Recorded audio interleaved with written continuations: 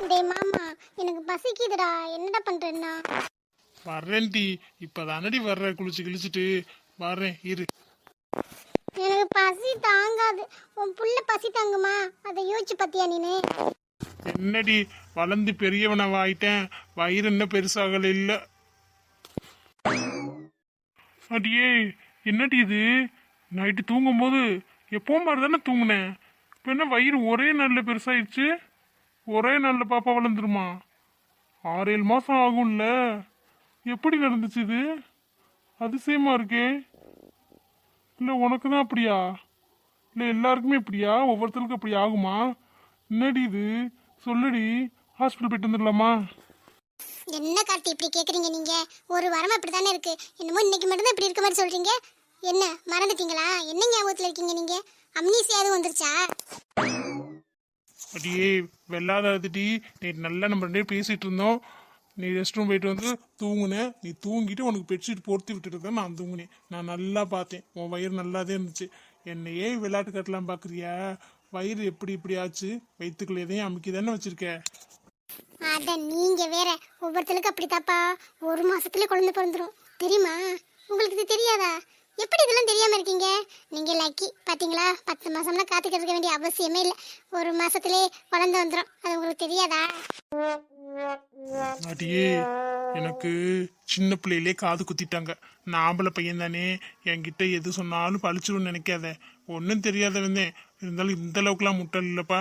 எனக்கிட்டே காது குத்துற பத்தியா? உள்ளுக்குள்ள துணி அமுக்கிட்டு வந்து என்னையவே நடிக்கிறியா? ஆனால் பார்க்க நல்லா தான் இருக்கு. லூசு மாமா, நிஜமா தான்டா சொல்றேன். உன் குழந்தைக்கு உன் அப்பா பார்க்காம இருக்க முடியல.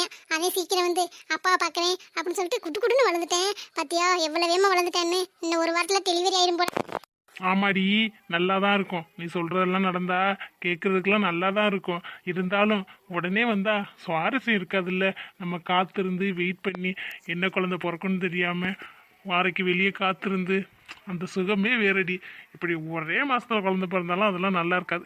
கொஞ்சம் கொஞ்சமா வளர்ந்து வயிறு கொஞ்சம் கொஞ்சமா பெருசாகி கொஞ்சம் கொஞ்சமா உனக்கும் சிம்டம்ஸ்லாம் தெரியும்ல, வதைக்கிறது அதெல்லாம் தெரியும் சொல்லுவாங்கல்ல, அந்த மாதிரிலாம் தெரியும். உன் வயிற்றுல நான் காது வச்சு கேட்கணும். அந்த மாதிரி நிறைய ஆசை இருக்குடி. நீ பாட்டுக்கு என்னன்னா இன்னும் 1 வாரத்தில் டெலிவரி ஆயிடும் சொல்லிட்டேன். அப்படிலாம் எனக்கு வேணாம். மெதுவாக என் பாப்பா வரட்டும், ஒரு பிரச்சனையும் இல்லை. நான் பாப்பாக்காக வெயிட் பண்ணுவேன். பரவாயில்லையே, ஒன்றும் தெரியாது விவரம் தெரியாத பிள்ளைன்னு நினைச்சேன். இந்த அளவுக்கு விவரம் தெரிஞ்சிருக்கே. வெளியில பாக்குறதுக்கு ஒன்றும் தெரியாத பிள்ளை மாதிரி இருக்கிறது. உள்ளுக்குள்ள நல்லா எல்லாம் தெரியுது. அதுக்காக நான் என்ன எல்லாத்தையும் போய் எனக்கு எல்லா விவரம் தெரியும், அது தெரியும், இது தெரியும், அப்படி இப்படின்னு சொல்லவா சொல்கிறேன்? எல்லாம் தெரியும். இருந்தாலும் நமக்குள்ளேயே வச்சுக்கணும். எப்போ வெளிப்படுத்தணுமோ அப்போ தானே வெளிப்படுத்தணும். அதானே நல்ல பிள்ளைக்கு அழகு. அப்ப நீங்க நல்ல பிள்ளைன்னு சொல்ல வரீங்க? என்னடி இப்படி சொல்லிட்ட? நான் நல்ல பிள்ளை தானே. நல்ல பிள்ளை இல்லையா? என்னை மாதிரி புருஷன் கிடைக்க நீனா எம்புட்டு கொடுத்து வச்சிருக்கணும். ஆஹா.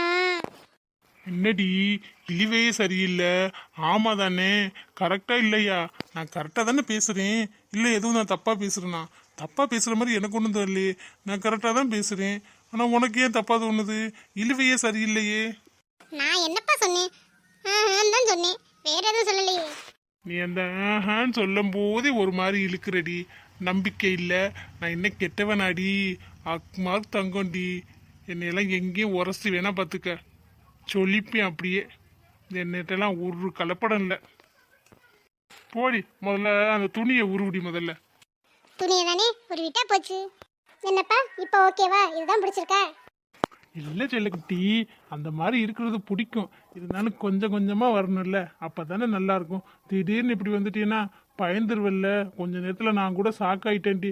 நம்ம குழந்தை நம்மளை பார்க்குறக்கா இவ்வளோ சீக்கிரத்தில் வளருதான்னு. ரொம்ப ஆசைதான். உங்களை சும்மா கலாய்க்கலாம் தான் இது பண்ணேன். கலாய்ப்படி கலாய்ப்ப. வர வர உனக்கு சேட்டை கொஞ்சம் அதிகமாயிட்டே போகுது. என்னப்பா பண்றது? சேட்டை பண்ணாதானே நல்லா இருக்கும். எப்ப பார்த்தாலும் கொஞ்சிக்கிட்டு சண்டை போட்டுக்கிட்டு போர் அடிக்காது. ஒவ்வொரு நேரமும் ஒவ்வொரு மாதிரி பண்ணணும்ல. ஆனால் இங்கே வந்ததுக்கப்புறம் நல்லா பேச கற்றுக்கிட்டடி. அப்புறம் சாதனா, உங்ககிட்ட ஒன்று கேட்கணும். என்ன கார்த்தி, சொல்லுங்க. இல்லைப்பா, அது ஒன்றும் இல்லை. உனக்கு எதுவும் பயமா இல்லையா? எல்லாரும் சொல்லியிருப்பாங்கல்ல. எதை கேட்குறீங்க? குழந்தை பெற்றுக்கிறதா? பயமாக தான் இருக்கு. எப்படியோ என்னமோ வலி அதிகமாக வருமா? ஆப்ரேஷன் பண்ணுவாங்களா? என்ன ஏது எல்லாமே பயமா இருக்கு. பயத்தை பார்த்தா வாழ முடியுமா? எல்லாத்துலயுமே ரிஸ்க் இருக்கு. அதுக்காக நம்ம என்ன பண்ண முடியும்? பயம் இருக்க தான் செய்யுது. ஆனா வெளியில காட்டிக்க மாட்டோம். உங்களுக்காக எல்லாத்தையும் தாங்கிப்பேன். இல்லடி, ரொம்ப வலிக்குமாமே. வயிறு சரியான வலியா வலிக்குமா. பயமா இருக்குடி. நார்மல் டெலிவரி ஆயிட்டா தேவையில்ல, ஆப்ரேஷன்னா வயிற்றை கிழிச்சிருவாங்கல்ல. நார்மல் டெலிவரியே ஈஸின்னு யாருப்பா உங்களுக்கு சொன்னது? கொஞ்ச நேரம்னாலும் வலி உயிர் போயிரும்ல. எல்லாமே கஷ்டம்தான். என்னடி சொல்ற? ரொம்ப வலிக்குமா?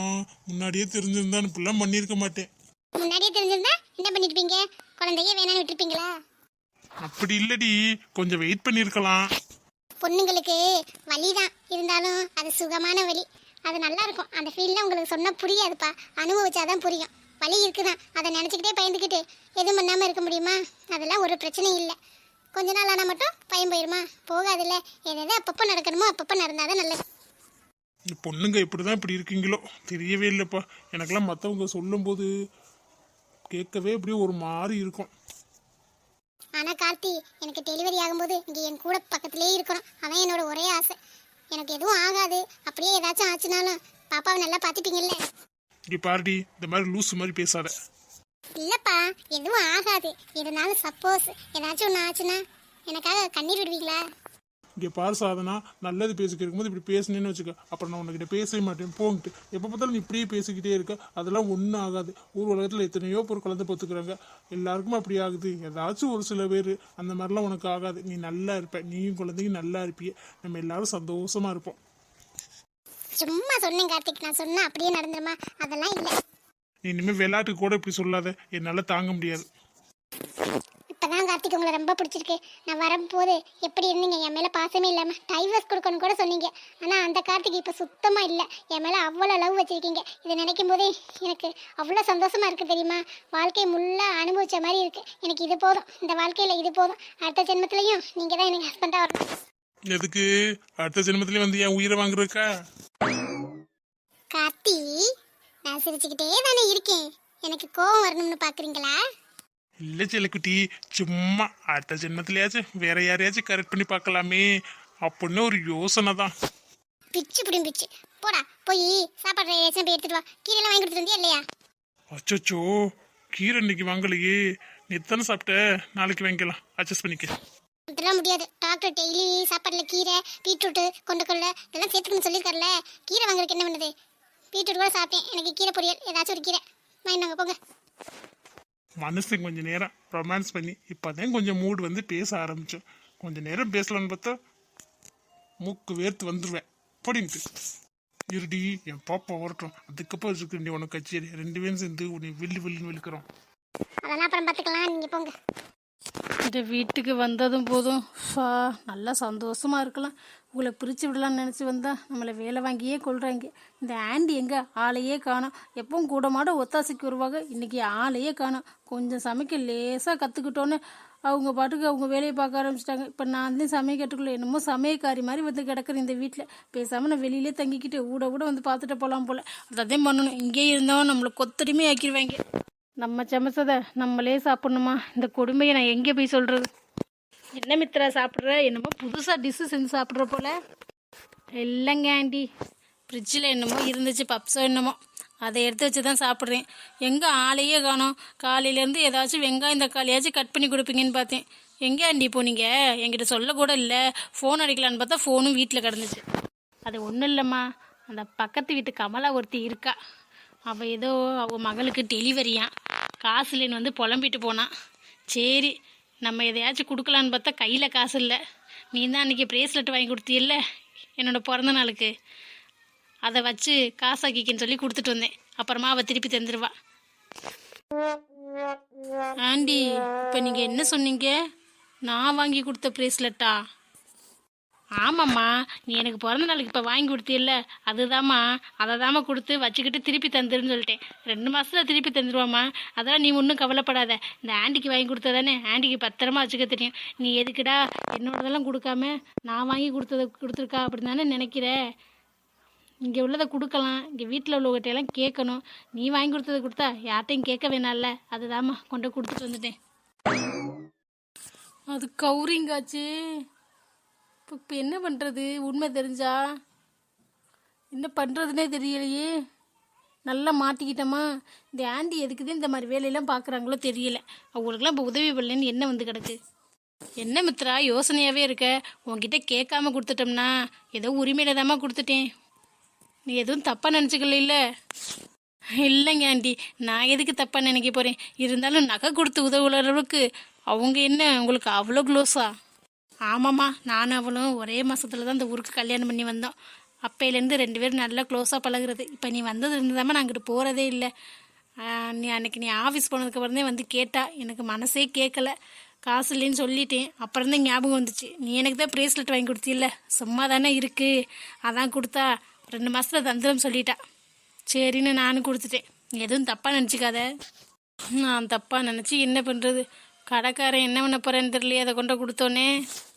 சரிம்மா, சாப்பாடெலாம் செஞ்சிட்டியா? செஞ்சுட்டேன் ஆண்டி. இந்த வீட்டில் நான் என்ன சமயக்காரி மாதிரி தானே ஆகிட்டேன். ஆனால் நீங்கள் மருமகன்னு சொல்கிறியே, அது நடக்கிறதுக்கு இந்த வீட்டில் வாய்ப்பே இல்லை. சமயக்காரியாக தான் ஆக்கிட்டு இருக்கேன். எல்லா வேலையும் கற்றுக்கணும் போல். இல்லாட்டினா வேற எங்கிட்டாச்சும் போக வேண்டியதே. இந்த வீட்டுக்கு வந்தது தான் தப்பு. கொஞ்ச நாள் அப்படிதாம்மா இருக்கும், அட்ஜஸ்ட் பண்ணிக்க, பார்த்துக்கலாம். கல்யாணம் ஆகி இன்னும் கொஞ்சம் 2-3 மாதம் தானே ஆகிருக்கு. இன்னொரு 3 மாதம் ஆகட்டும். எதையாச்சும் சாக்கு போக்க சொல்லி வரட்டி விட்டுறலாம். கம்முன்னு. மித்ரா, சாப்பாடு என்ன செஞ்சிட்டியா? சாதனாக்கு பசிக்குதான். வேம செஞ்சிட்டியா என்ன? இந்தா கீரை இருக்கு, இதை மட்டும் பொரியல் பண்ணிடு. தேங்காய் போட்டு நல்லா பண்ணிடு. உன் இஷ்டத்துக்கு வேணுக்குன்னு உப்பள்ளி கொட்டிடாத நேற்று மாதிரி, சரியா? ஏண்டா என்னடா அது டெய்லி கீரை வாங்கிட்டு வர? எப்பவும் வாரத்தில் 2 நாள் தானே கீரை சாப்பிடுவோம். இப்போ என்னன்னு பார்த்தா டெய்லி கீரை, டெய்லி பீட்ரூட்டு.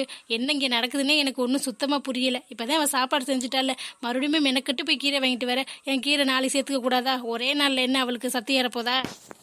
ஆமாம்மா, டெய்லி கொஞ்சம் கொஞ்சமாக சத்தா தானே உடம்பு தேரும். அதனால தான். அப்புறம் இதில் ஃப்ரூட்ஸ்லாம் இருக்குது, ஜூஸ் போட்டு தர சொல்ல அவளை. பிரிச்சுக்குள்ளெல்லாம் வைக்கக்கூடாது, அப்பப்போ போட்டு தரணும். நான் எப்பப்போ கேட்குறேனோ அப்பப்போ போட்டு தரணும். இங்கே வந்து நான் எதுக்குத்தான் இப்படி மாட்டிக்கிட்டு முழிக்கிறனோ? எல்லாம் இந்த ஆண்டிக்காக பார்க்க வேண்டியதாக இருக்குது. ஏதாச்சும் பண்ணுவாங்கன்னு இருந்தால் நம்மளை வேலைக்காரியாக தான் ஆக்குறாங்க. இப்போ தான் கிச்சன்லேருந்து அப்பாடான்னு வந்து உட்காந்தேன். மறுபடியும் கிச்சனுக்குள்ளேயே போக சொல்கிறாங்களே. என்ன மித்ரா, நான் சொல்லிக்கிட்டே இருக்கேன், நீ பாட்டுக்கு எனக்கு என்னன்னு இருக்கு. அவளுக்கு பசிக்குதுன்னு தானே சொல்கிறேன். பொறிச்சு வச்சுட்டு அவள் சாப்பிட்டதுக்கப்புறம் மெதுவாக ஜூஸ் போட்டு கொடுத்துவிடு. ஆஃபீஸ் வேறு போகணும்ல.